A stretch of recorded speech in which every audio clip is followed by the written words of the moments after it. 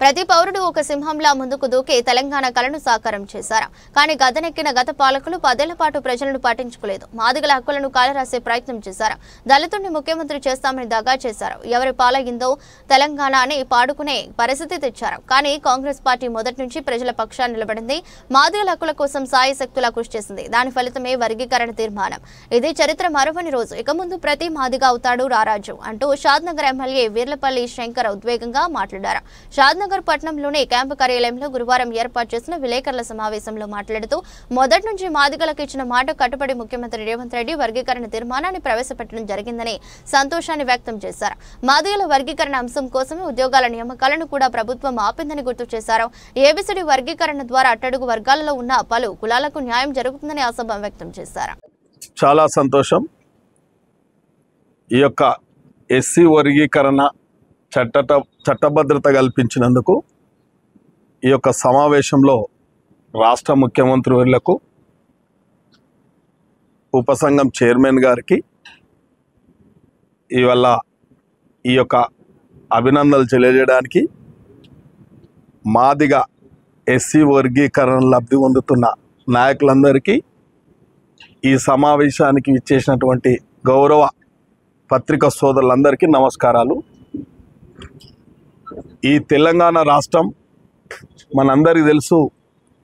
తెలంగాణ రాష్ట్ర లక్ష్యం ఒకటే. అణగారిన వర్గాలకు కానీ, బడుగు బలైన వర్గాలకు కానీ కాంగ్రెస్ పార్టీ ఎప్పుడు అండగా ఉంటుంది. కాబట్టి మిత్రులు సిద్ధార్థన చెప్పినప్పుడు ఈ రాష్ట్రంలో ఎస్సీలు కొన్ని ఉపకులాలన్నీ కూడా వివక్షత గురవుతున్నాయని చెప్పి ఎస్సీ వర్గీకరణ సాధించుకోవాలనే ఒక ఆలోచన పుట్టిన తర్వాత ఈ ఎస్సీ వర్గీకరణ జరగాలని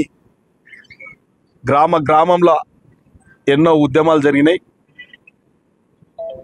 ఇవాళ ఏ పార్టీ కూడా ముందుకు రాక ఎంతోమంది అణచివేత గురైనరు, ప్రాణాలు కూడా కోల్పోయారు. కానీ ఇవాళ రాష్ట్ర ప్రభుత్వం ఎన్నికలలో ఏదైతే చెప్పినరో, మా ఆది నాయకుడు అనుకోండి, మా ఏఐసిసి అధ్యక్షులు అనుకోండి, మల్లికార్జున ఖార్గే గారు చేవెళ్ళ బహిరంగ సభ సాక్షిగా ఎస్సీ వర్గీకరణ సాధించి పెడతాం, తప్పకుండా చేసి తీరుతామని చెప్పి పెద్ద నాయకులు చెప్పడం జరిగింది.